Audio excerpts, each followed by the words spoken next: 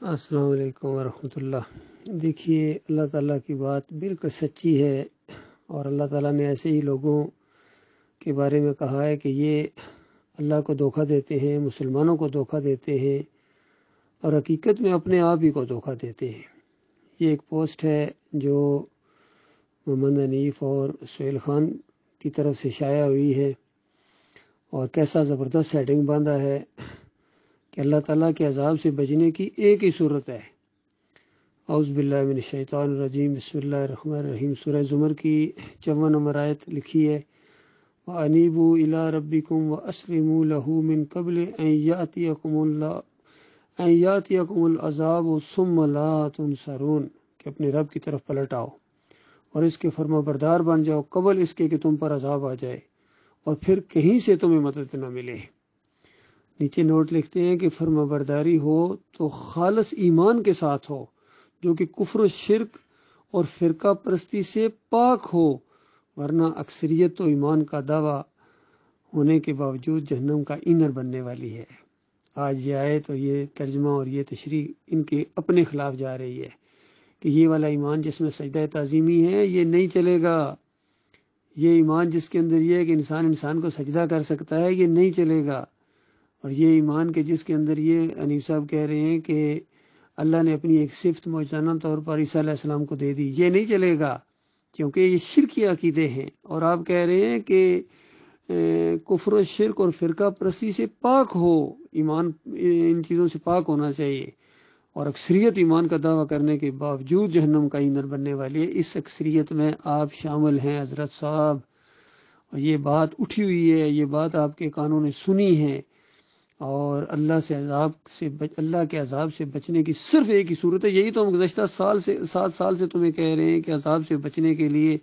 شرک کو چھوڑو اور واپس آ جاؤ ایمان خالص کی طرف، قرآن عقیدے کی طرف آ جاؤ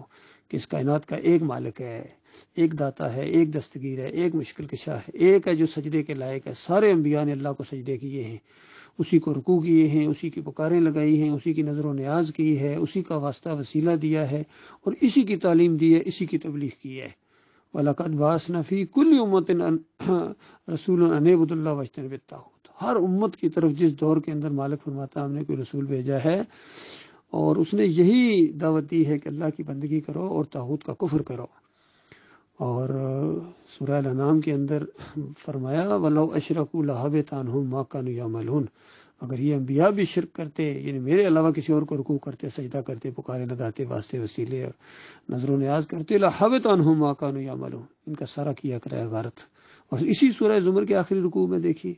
وَلَوْ أَشْرَكُوا لَيَحْبَطَنَّ عَمَلُكَ، نبی علیہ السلام کو کہا جا رہا ہے اگر شرک کیا، اگر تو نے بھی میرے علاوہ کسی اور کو سجدہ کیا،